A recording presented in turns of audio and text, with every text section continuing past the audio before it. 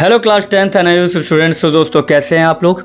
दोस्तों आज बहुत एक इम्पोर्टेंट टॉपिक लेकर आया हूं मैं, जो कि आपके तकरीबन सारे एग्जाम्स में पूछा ही जाता है और इससे सवाल आता ही आता है। ठीक है, तो क्लास 10th के लिए बहुत इंपॉर्टेंट टॉपिक ये है कि धर्म सुधार आंदोलन से लेकर आया हूँ और धर्म सुधार आंदोलन कई बार पूछा गया है और मुझे उम्मीद भी है कि इससे मिलता जुलता क्वेश्चन आता है। जैसे for example Martin Luther king के बारे में पूछ लेंगे, यूरोप के अंदर किस तरीके से धर्म को कम दिखाया गया, मतलब धर्म के अंदर की बुराइयां हटाई गई, या फिर धर्म सुधार आंदोलन क्या है, उसके प्रमुख कारण क्या है, ये सब कुछ क्वेश्चन आपसे पूछ सकते हैं। इसलिए मैं एक वीडियो प्रॉपर इसी के लिए लेकर आया हूँ, जो कि 4 से 5 मिनट की होगी, ज़्यादा बड़ी है नहीं, तो आप सभी लोग देख लेना। ठीक है, चलिए तो स्टार्ट करते हैं।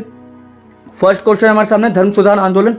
ठीक है, धर्म सुधार आंदोलन किसे कहते हैं, तो हम इसका आंसर लिखते हैं कि धर्म सुधार आंदोलन जिसे प्रोटेस्टेंट सुधार भी कहा जाता है, 16वीं शताब्दी में यूरोप में शुरू हुआ, जो कि एक धार्मिक और सामाजिक आंदोलन था। इसका उद्देश्य कैथोलिक चर्च में व्याप्त कैथोलिक चर्च में व्याप्त भ्रष्टाचार और कुरीतियों को दूर करना था और ईसाई धर्म को मूल स्वरूप में वापस लेकर आना था। कुल मिला के मैं आपको बताऊं तो ये एक आंदोलन था और ये ऐसा आंदोलन था जिसमें ईसाई धर्म के अंदर जो भी कुरीतियां बुराइयां थी उन सबको दूर करना था। ठीक है, समझ में आ गया। वो भी कौन सा? कैथोलिक ईसाई। देखिए कैथोलिक और प्रोटेस्टेंट में क्या अंतर होता है मैं दोनों में बता देता हूँ, क्योंकि कई बार क्वेश्चन आ गया प्रोटेस्टेंट से आप क्या समझते हैं, यानी कि प्रोटेस्टेंट धर्म से आप क्या समझते हैं। तो देखिए प्रोटेस्टेंट एक धर्म नहीं है। फिर से कह रहा हूँ, प्रोटेस्टेंट एक धर्म नहीं है, क्योंकि इनके आगे लिखा हुआ प्रोटेस्ट। ठीक है, तो ये वो लोग हैं जिन्होंने कैथोलिक के उस समय के समाज पर सवाल खड़े किए थे, उनके खिलाफ खड़े हुए थे, आंदोलन किया था, प्रोटेस्ट किया था, इसलिए इनको प्रोटेस्टेंट कहा जाता है। जिनका अनुयायी इनको कहा जाता है मार्टिन लूथर किंग को।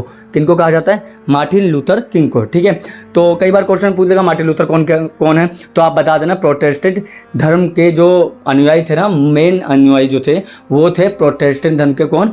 Martin Luther king. ठीक है, क्लियर, समझ में आ गया। चलिए, और जिस भी बच्चे को पीडीएफ चाहिए, ठीक है, जिनको भी पीडीएफ चाहिए वो सभी लोग हमें इस नंबर पे, जो भी नंबर नीचे दिखा होगा ना आपको पूरी वीडियो में, तो वहाँ पे आप मुझे मैसेज कर दीजिएगा और उसके बाद मैं आप लोगों को ग्रुप में ऐड कर दूँगा। उस ग्रुप में सारी पीडीएफ जाती है, जैसे ही वीडियो हमारी अपलोड होती है ना तुरंत पीडीएफ चली जाती है। ठीक है, समझ में आ गया जैसे ही। और उसके अलावा टेलीग्राम ग्रुप भी ज्वाइन कर लीजिएगा, वहाँ पे भी जाती है। एक जगह नहीं मिला तो दूसरी जगह तो मिल ही जाएगा। ठीक है, चलिए, और पेड कोर्स भी हमारा चलता है। अगर आपको चाहिए 1-to-1 क्लास कि सर मेरे डाउट भी हैं उनको भी सॉल्व कर दीजिए, 1-to-1 क्लास चाहिए, तो पेड क्लासेस भी आप हमारी ज्वाइन कर सकते हैं इसी नंबर पर मैसेज करके। ठीक है, जिसका अमाउंट मात्र 500 रुपये है 3 महीने के लिए। ठीक है, चलिए, तो मैंने आपको बताया धर्म सुधार आंदोलन क्या है। ठीक है, चलिए अब कारण देखते हैं कि धर्म सुधार आंदोलन के प्रमुख कारण क्या है। तो पहला तो है चर्च में भ्रष्टाचार और कुरीतियाँ। ठीक है, मैंने इसके बारे में आपको पहले ही बताया था कि 16वीं शताब्दी में कैथोलिक चर्च भ्रष्टाचार और कुरीतियों से ग्रस्त हो गया था। पोप और पादरियों ने अक्सर धर्म और शक्ति का दुरुपयोग किया और उन्होंने धार्मिक अनुष्ठानों और सिद्धांतों में बदलाव किए जो बाइबल के शिक्षाओं के विपरीत था। ठीक है, अब एक टैक्स लिया जाता था, बताया था। इसके अलावा कई सारे कागज़ दिए जाते थे, जैसे पाप स्वीकारोक्ति करके एक डॉक्यूमेंट होता था। उसमें क्या होता था कि आपके 6 महीने के पाप धोए जाएंगे, आपके 1 साल के पाप धोए जाएंगे, उसके बदले में आपको इतना पैसा देना। तो कुल मिला के पैसों के अलावा कुछ नहीं था और पादरियों ने अपनी ज़िंदगी इतनी बढ़िया बना रखी थी, फुल अय्याशी में जीते थे वो लोग। ठीक है, और ये बात आम लोगों को जब पता चलती है तो आम लोग इनके खिलाफ लड़ाई करते हैं कि भाई आप तो किसके धर्म के अनुयायी हैं। ठीक है, आप तो ठेकेदार बन बैठे। ठीक है, तो कई हमारे यहाँ बाबा भी ऐसे होते हैं। ठीक है, कई बाबा को जेल में डाला भी गया इसीलिए। ठीक है, चलिए, तो पहला तो है चर्च में भ्रष्टाचार और कुरीतियाँ। दूसरा है इंडुलजेंस की बिक्री। इंडुलजेंस मतलब होता है, वही मैंने आपको बताया कि क्षमा याचना पत्र भी बेचे जा रहे थे। ठीक है, कि आपको अच्छा आपने इतने पाप किए, कोई बात नहीं, आप 1.5 लाख रुपए दे दीजिएगा, आपके सारे पाप धुल जाएंगे। हम एक ऐसा पानी बनाएंगे जिसके अंदर आप एक डुबकी मारेंगे गंगा की तरह, और गंगा नदी में जैसे डुबकी मारते हैं ना पाप को धोने के लिए, वैसे वहीं पे एक शुद्ध जल कहा जाता है जिनको। ठीक है, तो इस तरीके से वो क्षमा पत्र जो था ना वो चर्च द्वारा बेचे जा रहे थे और इसको खरीदने से वे मृत्यु के बाद नरक में जाने से बच सकते हैं। ठीक है, देख रहे हो, मोक्ष प्राप्ति का पत्र बांटा करते थे वही पैसों में। ठीक है, तो इंडुलजेंस की बिक्री। इसके बाद हम देखते हैं कि बाइबल का अनुवाद। ठीक है, अब बाइबल का अनुवाद जो है वो जोहान्स गुटनबर्ग के कारण हुआ था। ये मैंने लास्ट टॉपिक में बात भी की थी, लास्ट वीडियो में। ठीक है, छापे खाने के आविष्कार के कारण क्या हुआ, बाइबल आम लोगों तक पहुंची, आम भाषा में पहुंची, तो लोगों ने पढ़ा और लोगों ने बोला अरे ये तो बड़े गलत तरीके से प्रेजेंट कर रहे हैं हम सबके सामने। जैसे फॉर एग्जांपल आज की डेट में कोई गीता को गलत तरीके से प्रेजेंट करे, हमारी जो भगवत गीता है उसको कोई गलत तरीके से प्रेजेंट करे तो हमें पता चल जाएगा, क्योंकि हर घर में आज की डेट में गीता है, ठीक है, भगवत गीता।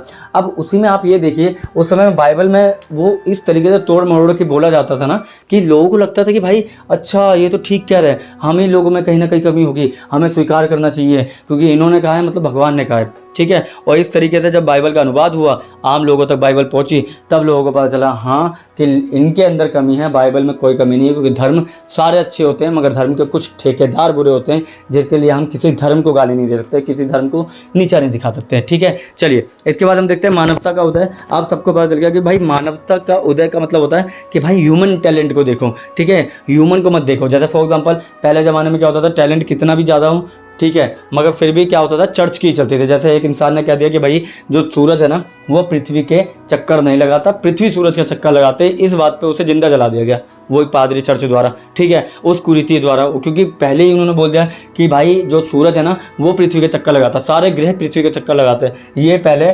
पादरियों का और वहाँ के समाज का मानना था। मगर बाद में क्या हुआ, जब कोपरनिकस आया, गैलीलियो आए, ठीक है, और केपलर आया, जब इन लोगों ने अपनी थ्योरी प्रेजेंट की ना, तब पता चला कि नहीं, पृथ्वी सबके चक्कर मतलब सूरज के चक्कर लगाती है, ना कि सूरज पृथ्वी के चक्कर लगाता है। तो इस तरीके से कुरीतियाँ फैली हुई थी, ठीक है। तो मानवतावाद का उदय हुआ, यानी कि ह्यूमन टैलेंट की बात की जाने लगी, और ह्यूमन टैलेंट के बढ़ने से भी कहीं ना कहीं धर्म सुधार आंदोलन पे प्रभाव पड़ा, ठीक है, समझ में आ गया। क्योंकि लोग अब क्या करने लगे थे, सवाल खड़े करने लगे थे, ठीक है। अब धर्म सुधार आंदोलन में प्रमुख नेता की बात करते हैं। तो प्रमुख नेता में सबसे ज़्यादा मार्टिन लूथर किंग के बारे में पूछा जाएगा, डायरेक्ट भी पूछ लेते हैं। तो आप लोग मार्टिन लूथर किंग के बारे में क्या लिखेंगे कि ये एक जर्मन धर्मशास्त्री थे, यानी कि ये धर्म से कनेक्टेड थे, पादरी वर्ग से आते थे, ये प्रोफेसर थे, ठीक है। इन्हें ही धर्म सुधार आंदोलन का जनक कहा जाता था। 1517 में 95 थीसिस नामक एक दस्तावेज प्रकाशित किया, जिसके अंदर उन्होंने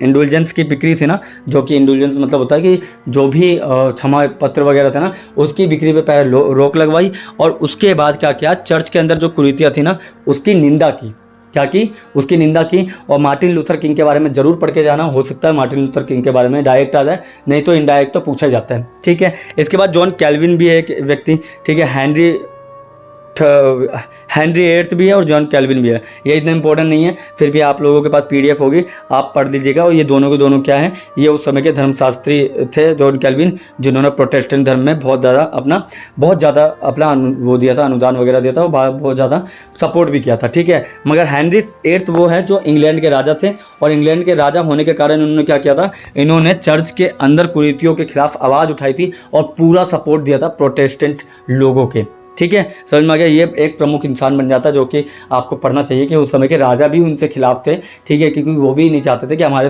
देश में मतलब हमारे समाज में कहीं ना कहीं असंतोष पैदा हो, और जिसके कारण हमारा देश टुकड़ों में बढ़ जाए, ठीक है। इसके बाद धर्म आंदोलन के परिणाम क्या हुए, तो परिणाम के बारे में पहला तो है प्रोटेस्टेंटवाद का उदय हुआ, यानी कि अब दो तरह के लोग आ गए। पहला तो वो था जो पुरानी विचारधारा को मान रहे हैं, रूढ़िवादी विचारधारा को मान रहे हैं, कैथोलिक जिन्हें कह रहे हैं, और बाद में दूसरी तरफ आ जाता है प्रोटेस्टेंट, जो कि इनसे बिल्कुल अलग थे। वो पॉप की सर्वोच्चता के खिलाफ थे, इंडुलजेंस के खिलाफ थे, संतों की पूजा करनी चाहिए, उन्हें मतलब संतों की पूजा से ज़्यादा उनको लगता है कि भगवान की पूजा करनी चाहिए। और यहीं पर कनेक्टिविटी देखने को मिलती है कि प्रोटेस्टेंट एक अलग धर्म निकल के आता है और कैथोलिक को मानने वाले अलग धर्म के अनुयायी देखने को हमको मिलते हैं, ठीक है। एंड लास्ट है धार्मिक युद्ध, और यहाँ से धार्मिक युद्ध कहीं ना कहीं शुरू हो गया, क्योंकि अब जो धार्मिक युद्ध है ना वो आपस में शुरू हो जाएगा, दो वर्ग बट के आ गए ना, कैथोलिक और प्रोटेस्टेंट। यहाँ से एक धार्मिक युद्ध देखने को मिलता है, और इन युद्धों में बहुत रक्तपात हुआ। यूरोप के अंदर राजनीतिक और सामाजिक अस्थिरता पैदा हो गई, और बहुत ज़्यादा प्रॉब्लम देखने को मिलती है।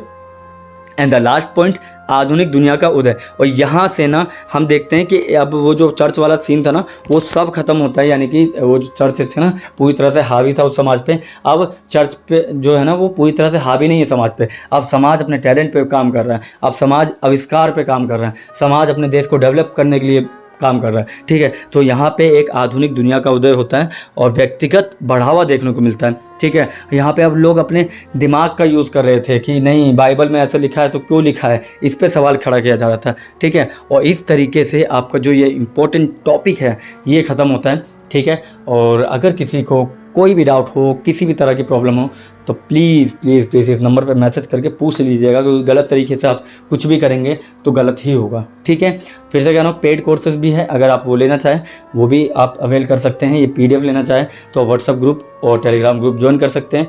ठीक है, तो मिलते हैं किसी और वीडियो में, तब तक के लिए थैंक यू और धन्यवाद।